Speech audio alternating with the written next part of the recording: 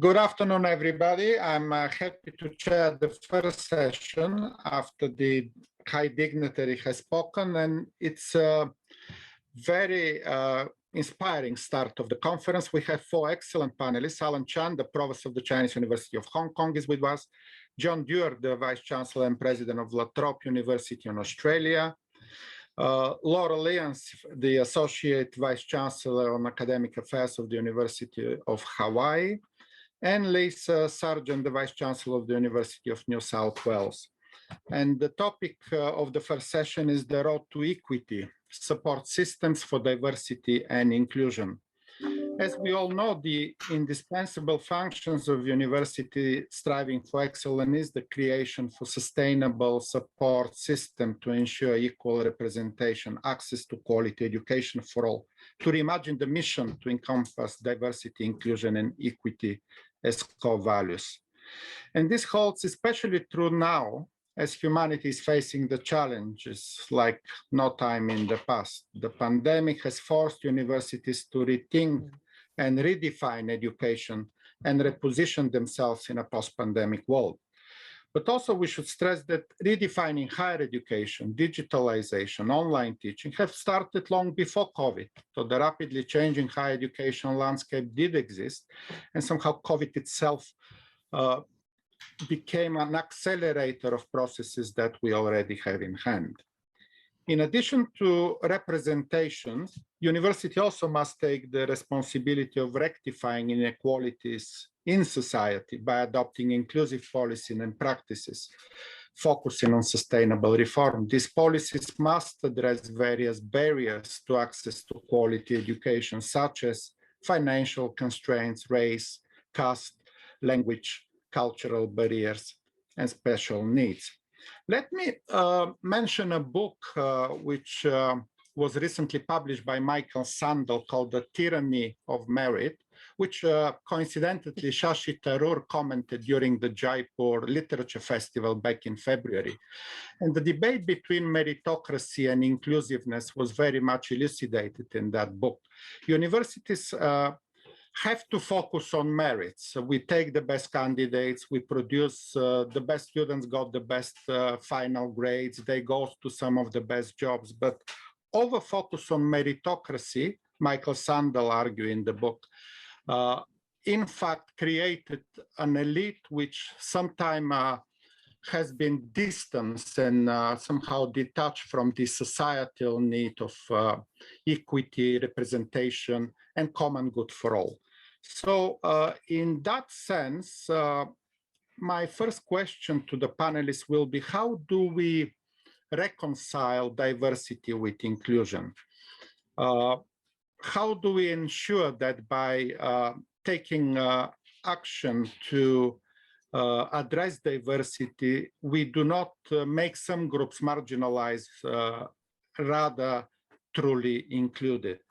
How do universities pursue both diversity and inclusion, and how can they be more effective in addressing and balance without leading to diversity fatigue? On that, I would like to give the floor to Alan Chan first. So please go ahead. Thank you very much, Vesselin. That's a very good question. I think in principle, at a very broad conceptual level, excellence, merit, and equality shouldn't be mutually exclusive. And precisely because we want to promote excellence, we want to do more to ensure that there is no inequity. And that's precisely the reason why universities are very active in promoting diversity and inclusion. But of course, it's easier said than done. And I'm so grateful for this opportunity to compare notes and see how other universities are addressing this very important issue. I'm following instruction and keeping my responses very short. Yes, thank you very much, Alan. So let me then again move to John Dewar for your response to that challenge of reconciliation between diversity and inclusion. Please, John. Thanks, Vesselin, and welcome everyone. look, as a starting point, I think I'd agree with Alan that inclusion or diversity on the one hand and excellence and merit on the other needn't be mutually exclusive. I've always been inspired by the Arizona State University mantra that we define ourselves not by whom we exclude, but by whom we include.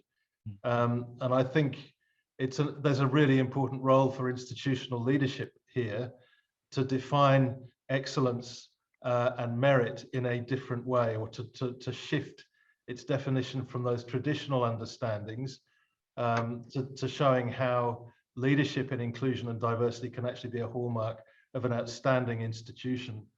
I also think that they're mutually reinforcing. I'm Vice Chancellor of or President of a university that serves some very diverse communities in regional Victoria in Australia.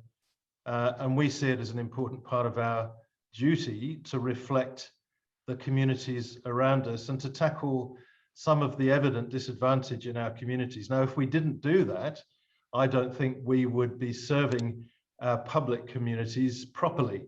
So in an area, for example, where we've got very low participation rates in higher education, we see it as our primary obligation is to increase participation rates, particularly from disadvantaged groups. So I think there's enormous scope to redefine inclusion and diversity as really one of the headline characteristics of a great university.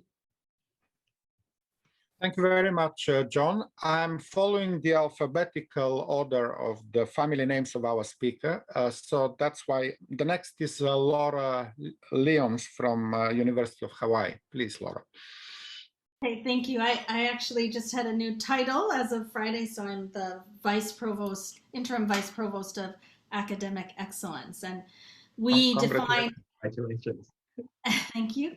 We define academic excellence to a large degree around issues of diversity, equity, and inclusion. So I think in the certainly in the U.S. context, education has long been a critical aspect of social mobility. And so consequently, access to education is a necessary part of social justice. It's also the case, right, that you can't easily invite people in if they don't recognize themselves. And you invite people in part not simply to have different people there, but because different people come with different kinds of experiences, and they will begin to ask different kinds of questions that bring into focus their life experiences, their cultures, their orientations. As we bring in new people to the university, they bring with them new questions, and that opens up different fields of inquiry and knowledge. And I bring this up because I think it's important that when we talk about diversity and inclusion, that we are not just talking about who sits in the seats or who stands at the front of the classroom or who is the financial aid director, but we're also talking about the curriculum and the kinds of student services we provide. All of those things need to be thought about together in order to come to terms with what it means to be a diverse institution. The University of Hawaii at Manoa is often ranked as singularly the most diverse institution in the United States of higher education in any case. And I have to say that for those of us who did not grow up in Hawaii, there is almost no training on the continent that would provide you with anything like the kind of diversity that you encounter there. We have, we sit on ceded land, which was land that belonged to the last reigning monarch of Hawaii. And that ongoing question of Native Hawaiians politically is something that informs our institution to a large degree. In similar ways, that would be the case for institutions on the continental US with regard to Native Americans there, American Indians. So we really have to think about diversity also in a historical and contextual way. It doesn't look the same at every institution, but really has to reflect the historical circumstances of that institution. Oh, absolutely. You're very correct. We have somehow diversity in locations, geographical and historical.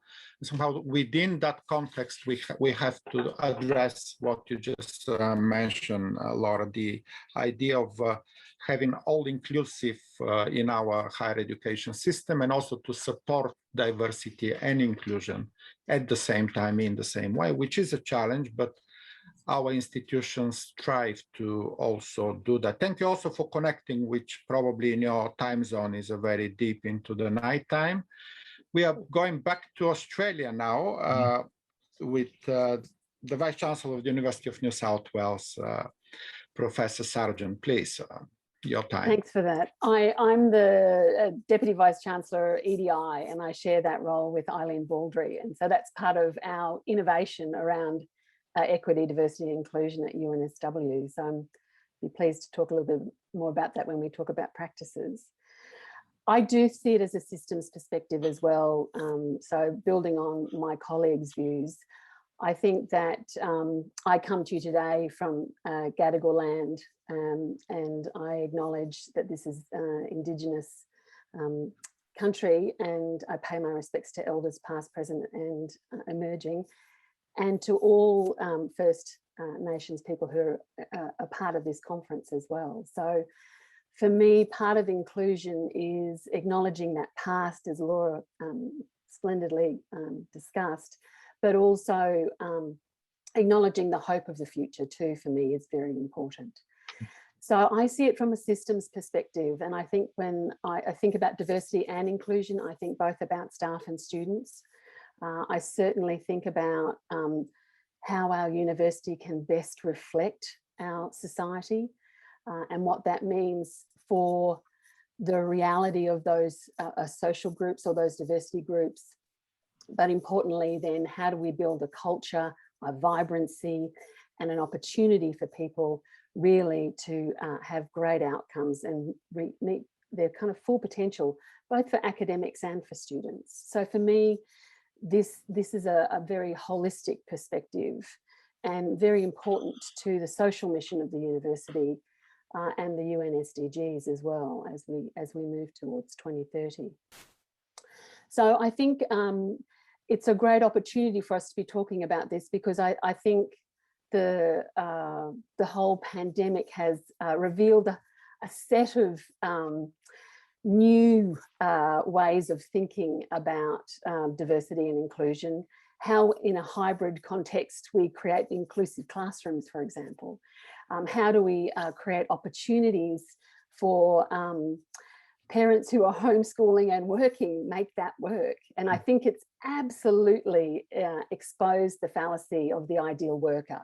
So in the university context, we have to think fundamentally differently about that and what that means for our community.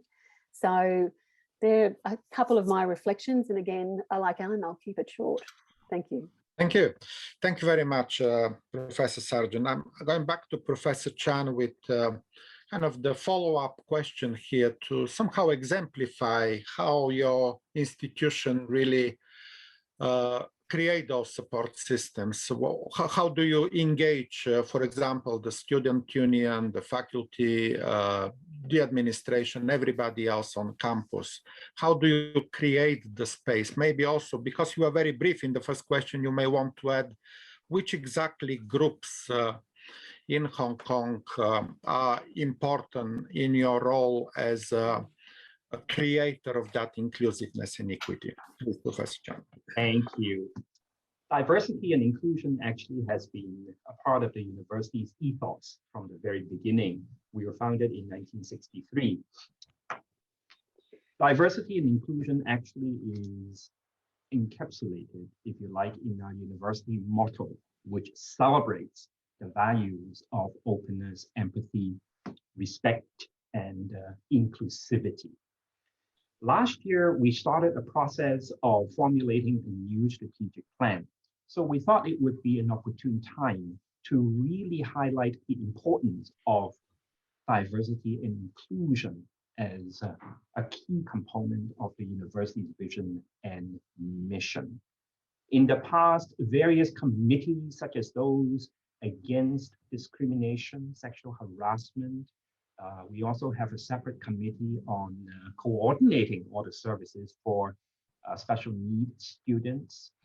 All these committees have student representation, but we thought it would be good to group them together under one main umbrella. And in that context, we formulated a university-wide diversity and inclusion policy with a dedicated diversity and inclusion office.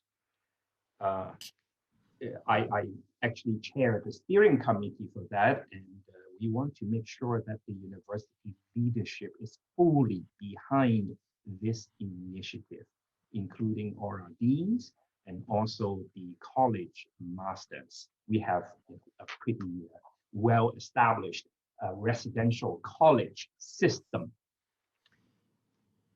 We want to make sure not only that we can remove barriers, not only that we can enhance accessibility, not only that there is complete compliance, but we think that it is actually more important to emphasize education and research on the value of diversity and inclusion. Quite a bit of that is actually aligned with the SDGs, the Sustainability Development Goals. I think at CUHK, we are particularly concerned that the underprivileged, in our student population, about 25% come from what we call grassroots families. And we want to make sure that there is accessibility to high quality education, regardless of financial circumstances. I would be happy to talk a little bit more in specific terms about some of the programs, but I really would like to hear from my colleagues, what is happening at the other institutions as well. This is an excellent model, Professor Chan, and let me also say that it's quite similar to what in our university, Jindal Global University, we also see as a comprehensive structure of committees that do take very serious care of issues of inclusion, of diversity, of balances. And I think your comprehensive model is very much shared with our own inclusion policies at Jindal. Let me move to John Dewar, exactly with the request to kind of exemplify in a more practical sense what policies, what structures do you have, and bridging together diversity, inclusion, and equity in your field. Thank you. Well, maybe I could begin just by painting a quick picture of my university so that you have an idea of the context. We're partly a metropolitan university situated in the northern suburbs of Melbourne, and we're partly a regional university with 4 campuses spread across regional Victoria. So we're a hybrid, and we're very unusual in that respect. But it means that we see challenges of disadvantage and how to bridge that disadvantage in very different ways, whether it's in an urban or a regional context. But what I'll try and do is just summarize some of the things we've done that might be of interest. I won't go over things that I suspect are pretty common across universities, but things that we're working on that might single us out. I should, again, as part of the preface, let me just say that we have a very high proportion of students who are the first members of their family to come to university, particularly in the regional areas where there has historically been such a low participation in higher education. We have a very high proportion of women. Well over 60% of our undergraduate students, for example, would be women. And we have a very high proportion of students who are from disadvantaged or low socioeconomic status background. So we have significant achievement under our belt, although I think a lot of that just reflects the communities we serve. And I'm in a way, I'm proud of the fact that we do reflect those communities, but it's not because we haven't, worked hard to try and make it happen. You mentioned the Sustainable Development Goals. All of this contributed to our ranking this year in the Times Higher Impact ranking at number 4 in the world, number 4 globally, and number 1 in the world for gender equity, which we were very proud of. So what are we doing? Well, in terms of clearly, pathways and admissions are a very big part of how you shape your student body. And again, particularly in regional Victoria, and I'll keep mentioning that because we think the challenges there are greatest.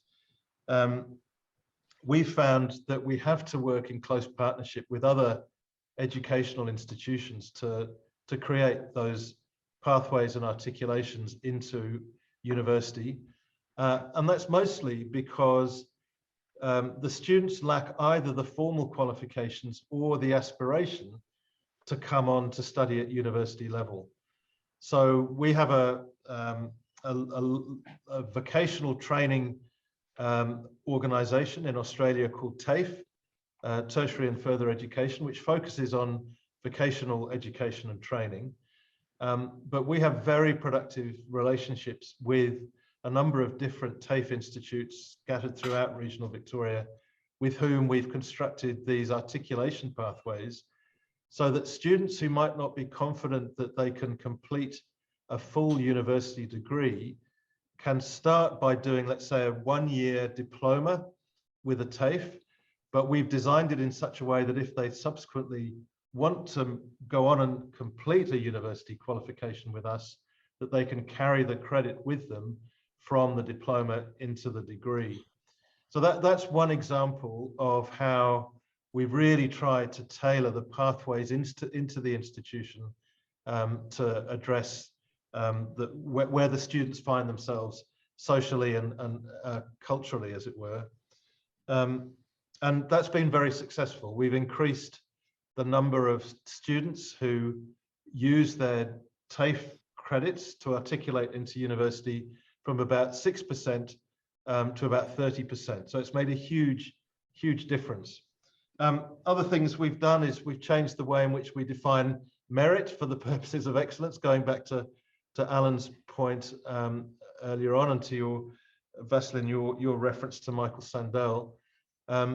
There's a lot of interest in Australia in alternatives to formal school leaving scores. And I think the pandemic has accelerated this. So, for example, a number of universities had already developed alternative entry pathways for students that would often look at a much broader range of evidence about their capability to study successfully at university than just their school leaving score, or ATAR, as we call it here in Australia. But there's a lot of interest now in what are called learner profiles.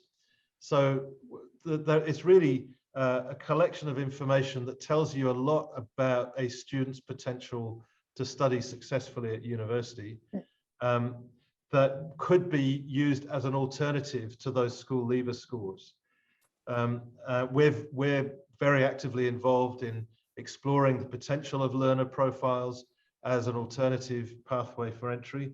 We've introduced our own alternative entry pathways based on community leadership, school leadership, or successful completion of micro-credentials. We are very interested in finding alternative ways in which students can prove that they have what it takes to succeed at university. So I don't want to dominate the conversation, but those are some of the things that we've done at the entry point, but I can talk later about other things we've done to ensure that the university, once the students are in, is an inclusive and supportive environment. Thank you very much. I didn't interrupt exactly because all of these suggestions are, I would call it, brilliant ways to bring flexibility in what we have been doing. In fact, the challenges demand changes, and the best ways somehow to use the best practices from each of our institutions and to think whether they're applicable, can we do better, how to bring that flexibility in time of crisis as we see. My next question will be about COVID-19 and the direct implication of that.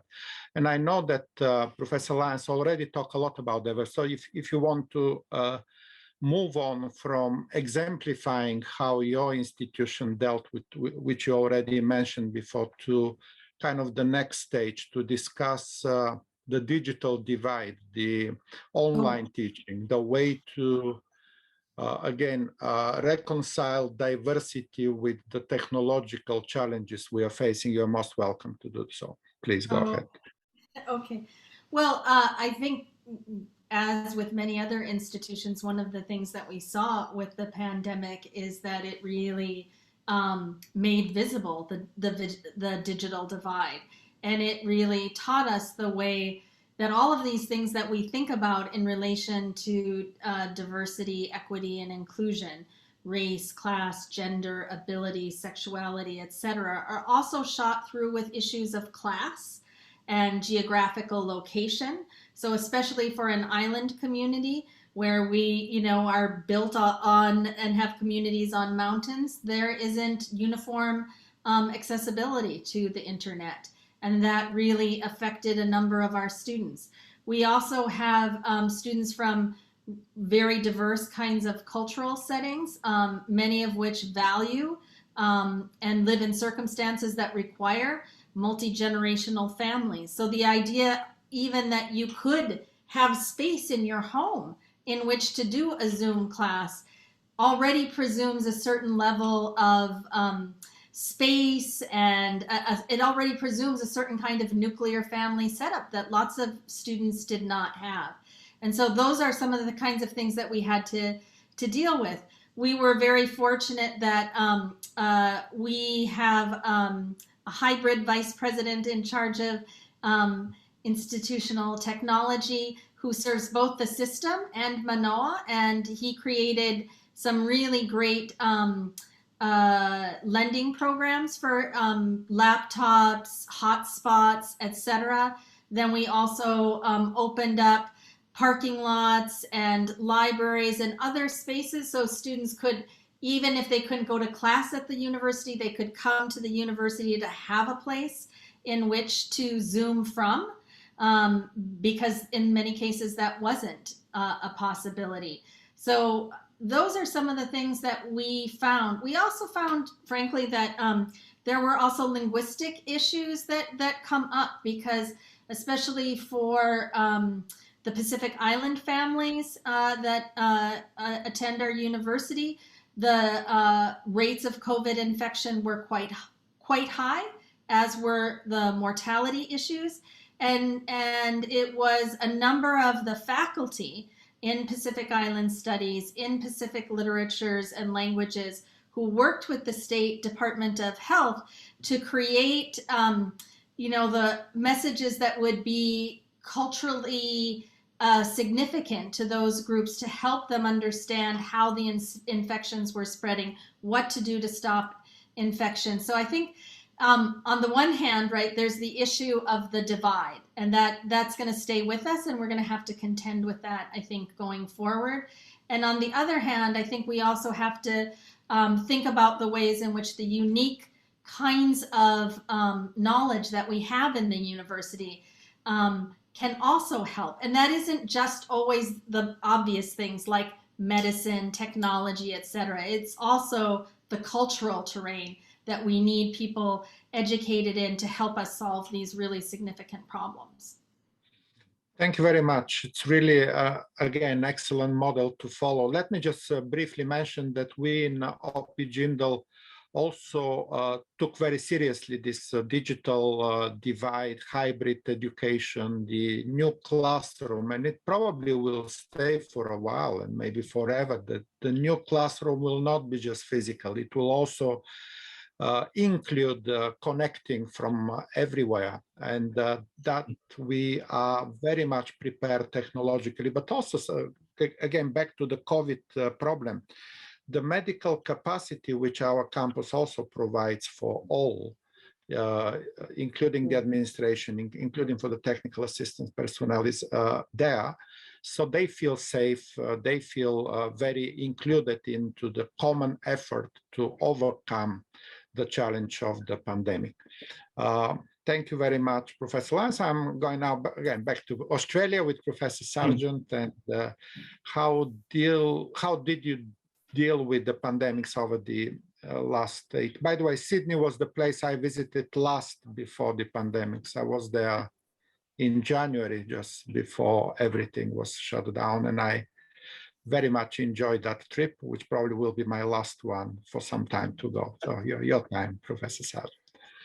It is for some time to come. We're in our 4th week of lockdown in Sydney, and it's real and felt for us at the moment. So, you know, we had round 1 of this about this time last year, and we're in round 2 as we roll out the vaccination. So, I think for us, you know, it's still very real, and in terms of the challenges that we're facing with our students, and also I think with staff. I don't think we should underestimate the digital divide for staff. I think some have really been challenged by that very quick move to online, to using Slido, Zoom, Teams, you know, whatever other technologies that you know, we've proposed. So I think that there's a huge piece here around digital literacy, not just for students, but also for staff. And how we help staff get there is a really important piece going forward. And I think critical, as you rightly point out, Vesselin, in terms of the ongoing nature of online and hybrid modes of delivery. So how we handled it was, look, very consistent, I think, with much of what was already said. I guess in terms of distinctiveness, we paid really close attention in our EDI processes. So any decisions that we were making, we put an EDI lens on those decisions. So who's privileged by this decision? Who's harmed by this decision? What will that do in terms of our council or university KPIs, and thinking about what does that mean for the number of senior women we have in the university, or the number of Indigenous students. You know, we didn't want to leave anybody behind. So how did we make sure that we had those networks, resources and supports in place? So I think having that lens over our decisions helped us, and we did that right from council down. And I think that it gave us pause and reflection about some of the choices that we were thinking about. This was particularly, you know, not completely closing down the campus, but having the campus open for people who needed it open, who needed a safe place to come. So who may have been experiencing family violence, who may have been experiencing domestic violence, or perhaps just home was a very homophobic environment. So how did we create supports and resources for those staff and students to feel safe? We spent quite a bit of time actually thinking about how did we want to be coming out of this? And so we really set up a range of kind of very quick, rapid working groups that worked in a very agile way around buildings, around workforce, around students, and thinking also about the kind of resources that we would need from 2021 plus. And so that led to, you know, quite significant and substantial changes across the institution. And I think this is quite common across certainly the Asia Pac, which is changes to faculties, shapes and sizes, reprioritization of I guess emphasis on EDI. So how do we accelerate access for low socioeconomic students, regional and remote students into university? It accelerated, I think, other options around our disability inclusion plan. So how did we make sure that we had universal design going forward in all that we do? And that means online as well as our physical presence. And so these were some of the, I think, really key things that we started to think about, and particularly how we cascaded that through the university. So we have an EDI board. Within each faculty, there's an EDI committee. And so there was an infrastructure there that really facilitated that support and engagement and quick quick kind of feedback loops where we thought there were going to be issues and problems. Excellent. And I guess everybody cooperated with that. We also found that it's important to have the policies on place, but also the cooperation of the students, of the faculty, of the administration, of everybody came in time of COVID very useful, because one thing which OP Jindal also did was to offer students that are graduating the opportunity to come back and to work. We offer 100 research assistantship, teaching assistantships. So students who might otherwise face difficulties to find jobs in this COVID pandemic situation, they could be hired back into the university, and many of them actually took that chance.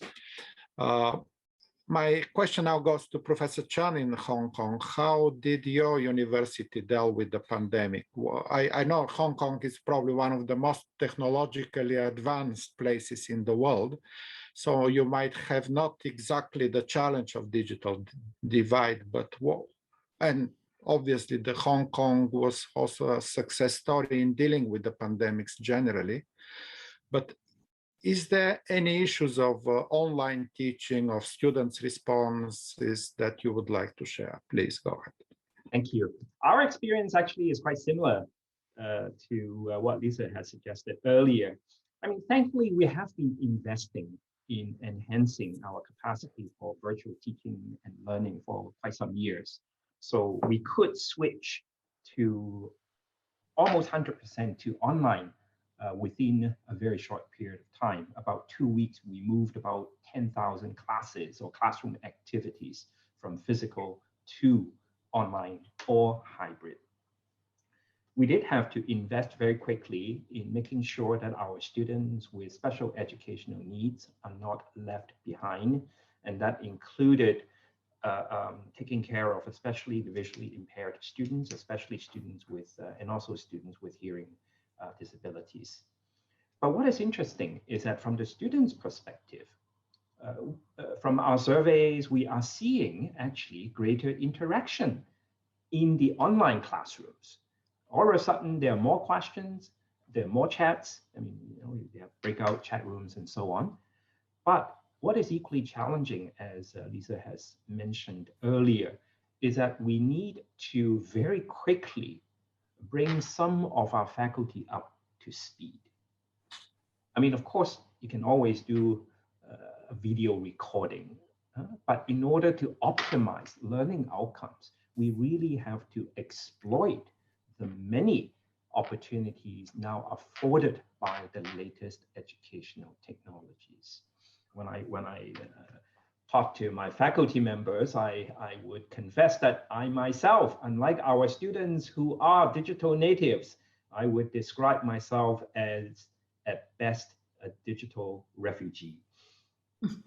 Which means the university has to very quickly put in the resources, bring in the necessary expertise in order to equip many of our colleagues with at least the tools to achieve the same level, the same kind of learning outcomes that they want to achieve.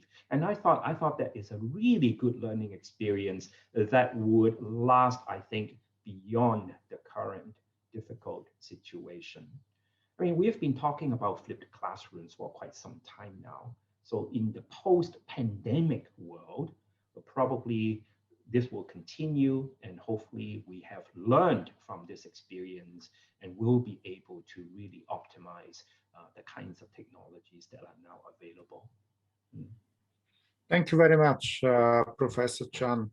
Let me also add another question here about what we can call international diversity, or how do universities in time of COVID, but also generally deal with the demand for internationalization. As we all know, the best universities share their best practices with the global academic community, and they thrive to excellence exactly through many exchanges, student exchanges, semesters abroad, full years abroad, joint degrees, double degrees. And all of those, well, most of those were affected because of the pandemic. Students who planned to go abroad for a semester or a year couldn't do that. And they could do it within the limits of the hybrid education. We all understand that. Actually, Shashi Tharoor talked earlier about the, well, maybe for us, for the teachers, it's easier because our task is to teach, but for students, the life is not only in the classroom. They enjoy all the clubs and society and sport festivals and evening festivals and all of the rest. So their interaction, physical interaction in campus during the student's life is extremely important for building their future job careers and networks and capacities. So in a sense, how did the pandemic affect the internationalization of the higher education? If you can also address that. And this is almost my last question. I will turn to some questions from the audience after that. Professor Dewar, your time.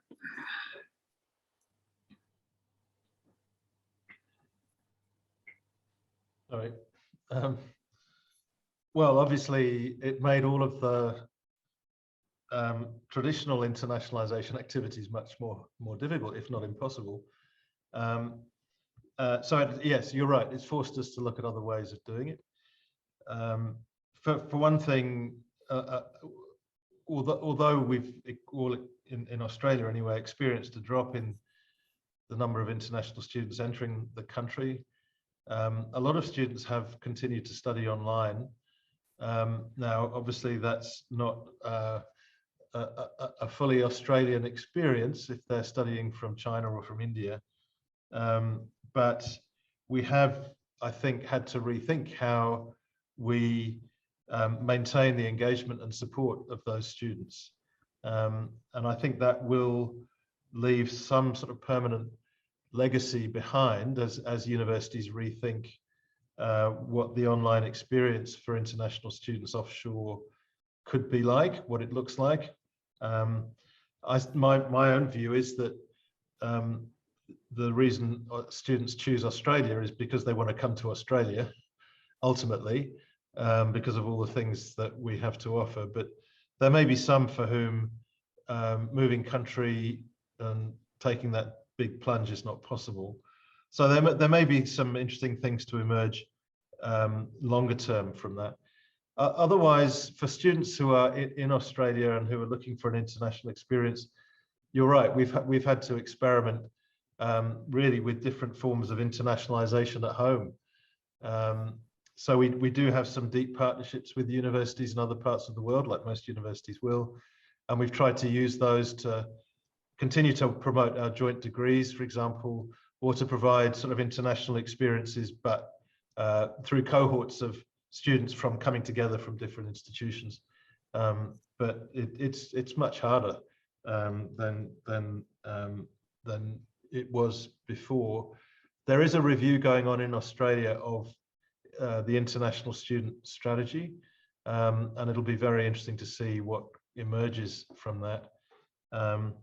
But I'm still optimistic that the demand from Australian students to have international experiences will continue to grow, perhaps particularly after the pandemic when everyone will be desperate to get out.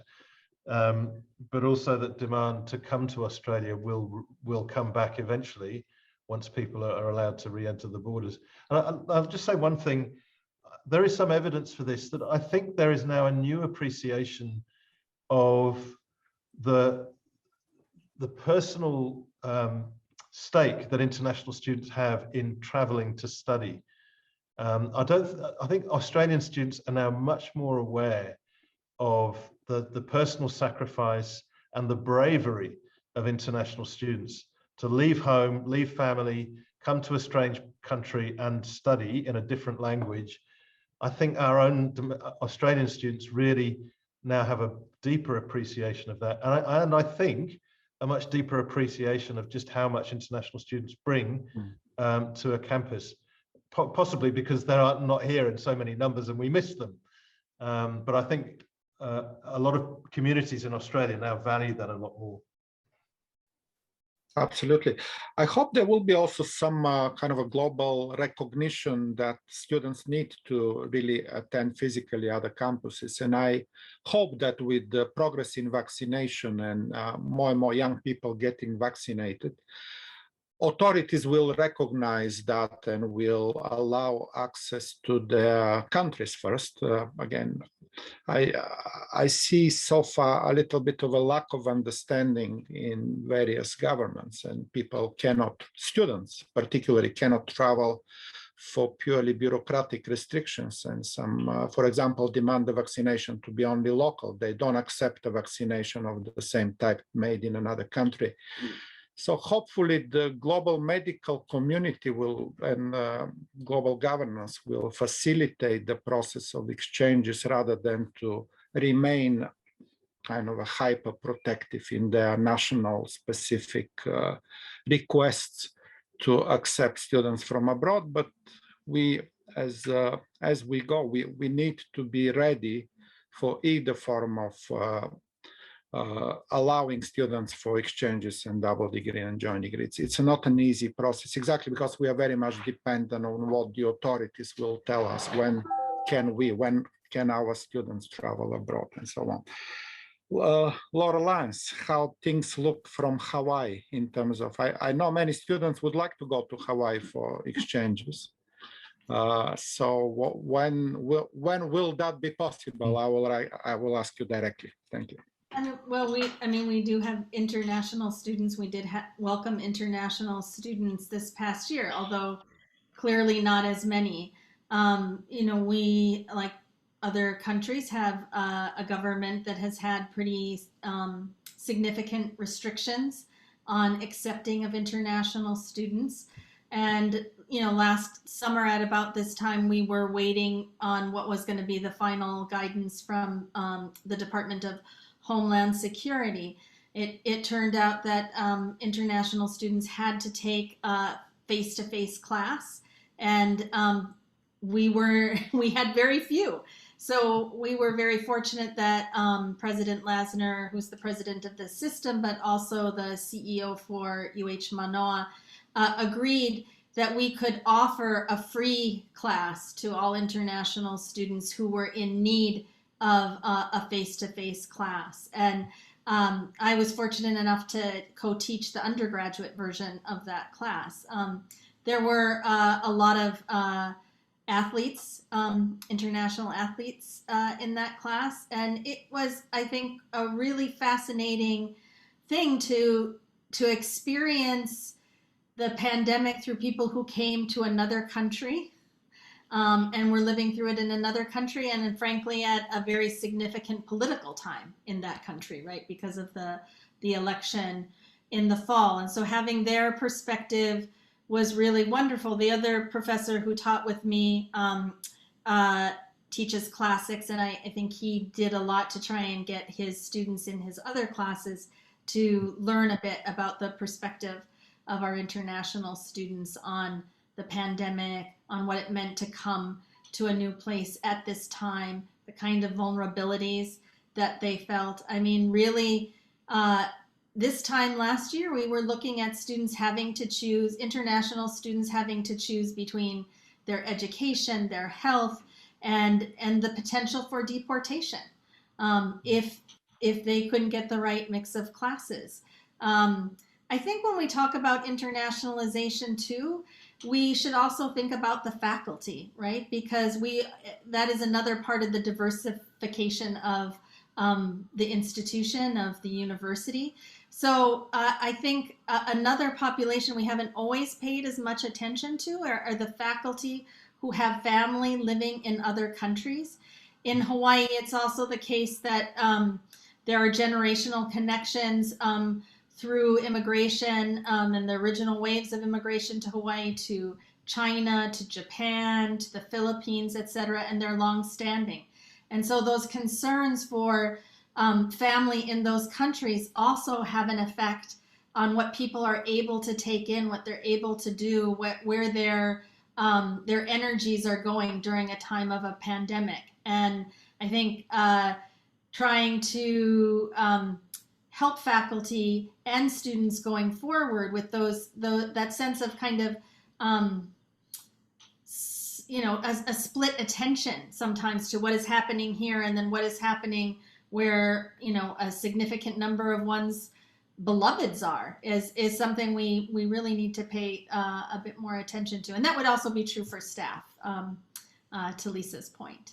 Thanks. Yes, thank you very much for mentioning this kind of vulnerabilities within general vulnerability because of the pandemics. In fact, there is a question from Lavanya Malani in my list. Can we also mention how the universities can make the field more inclusive to persons from oppressed castes, races, LGBTQA plus individuals?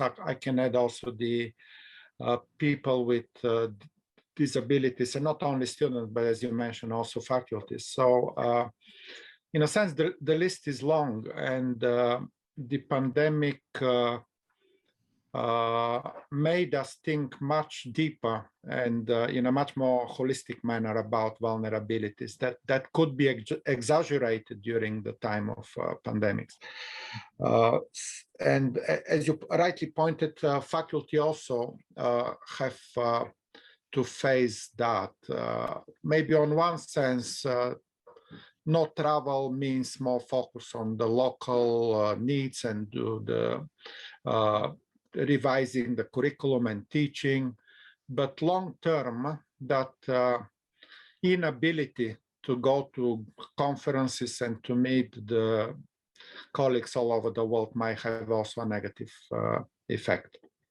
Also, I could just say something quick. Yes. It's also young faculty members, especially, who are having to take care of children learning from home and toddlers, and also other faculty who are taking care of elderly family members at the same time as they're trying to have meetings and Zoom their class, etc. I mean, there were a number of, and again, I would say that's also true for staff. There's a number of challenges across the board that that the pandemic has made, I think, hopefully more visible to us.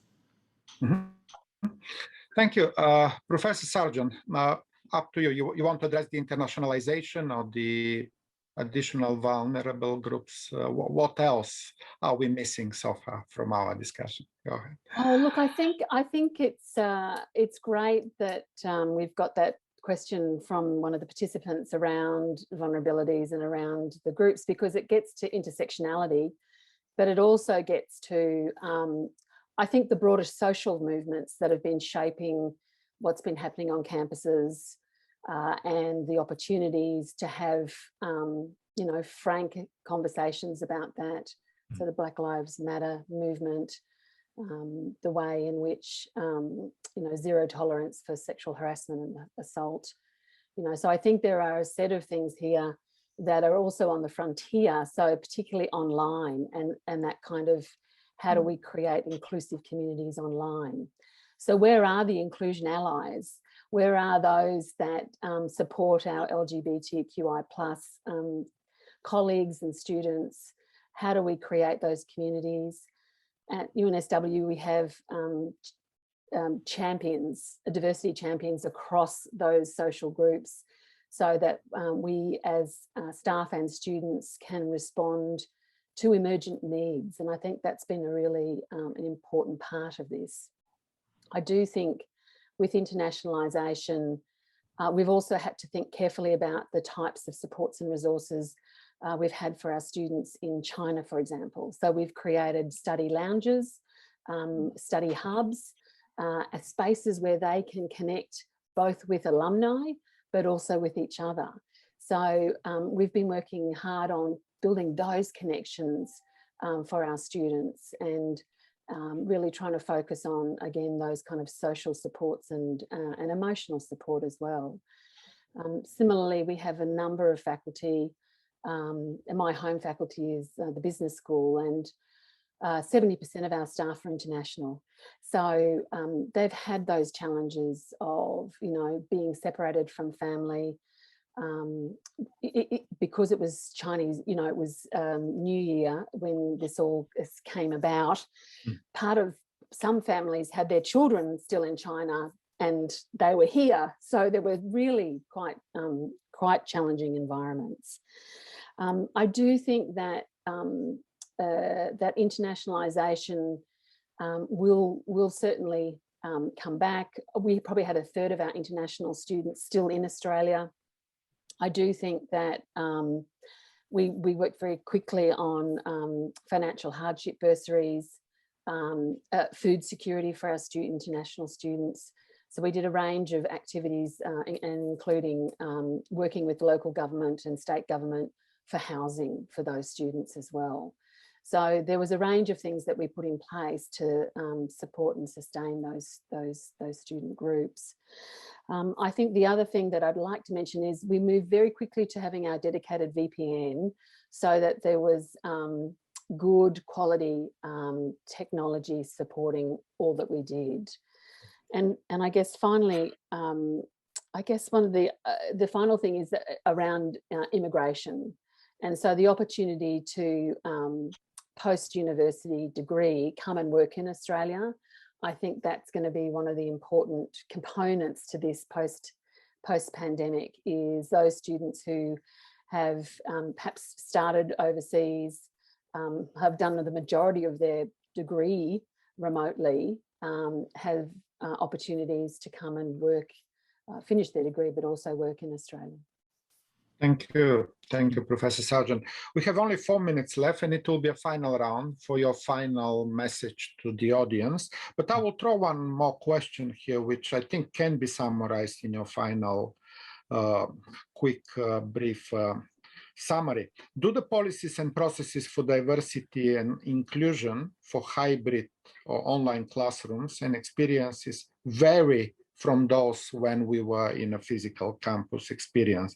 Question was from Aditya Anup. Okay, your final quick summary, Professor Alan Chan from Chinese University of Hong Kong. Let me start with a couple of footnotes to our earlier discussion. We spearheaded a virtual student exchange program under the auspices of APRU, and UNSW is a member, of course, and that has proven to be very successful. In addition to curricular learning, this program also incorporates cultural immersion as well as social networking, and I think it has considerable potential even in the post-pandemic world. Another footnote I might add is that we certainly also seeing a lot of difficulties from our younger colleagues, faculty members. And so we have decided to extend the tenure clock, which that's, I think that's the least we can do. That's the least we can do. I think for CUHK going forward, we want to focus on the general idea of embracing diversity and managing differences. Hong Kong, as you know, has gone through a period of social unrest, and it is particularly important for the university to really cultivate the kind of inclusivity to enable the university to do what it is meant to do, and that is to enable different conceptions of the good life to equally flourish in a peaceful and safe environment. So we are actually— Thank you very much, Alan. Excellent on this topic. Wonderful. John Dewar, your final word today. Yeah, very quickly. When it comes to diversity and inclusion, to do it successfully, it has to be thoroughly embedded in the university's planning, its targets, how it holds itself accountable. It really has to run right down the spine of the organization to be successful. That would be my opinion, my advice. Absolutely. Very crucial. Laura Lyons, your final message to our global audience today. Yeah, I would agree with what John says. And I guess I would add for us in the University of Hawaii, we are really, contending within a serious way because of the budget fallout from the pandemic with what it is that the state needs. And then also what it means to be the University of Hawaii, of a particular place with a very specific history and a kind of responsibilities that places on us in relation to forwarding justice. And you. those are not easy things. So, Professor Sargent, very briefly, 10 seconds, one word. I'll give him more than one. Look, diversity inclusion creates purpose, and it really does bring, I think, the entire ecosystem of the university together and the broader community. And I think that's a stronger and better society. Thank you so much. I hand you over to the Vice Chancellor, Rajkumar. My pleasure to be together with you. Thank you. Well, thank you so much. What a fascinating panel. Little did I imagine that in 1 hour, so much of interesting perspectives could be brought in. I'm grateful to Alan, Lisa, Laura, and John for your time. We've had wonderful discussions, and the audience have also been participating in it. So thank you once again. Thank you, Vesselin, for chairing and moderating the session. We are well on time. We have a 15-minute break before we begin the second thematic session on treading a new path for first-generation learners, stories from the world. Thank you to all of you for being part of the World University Summit.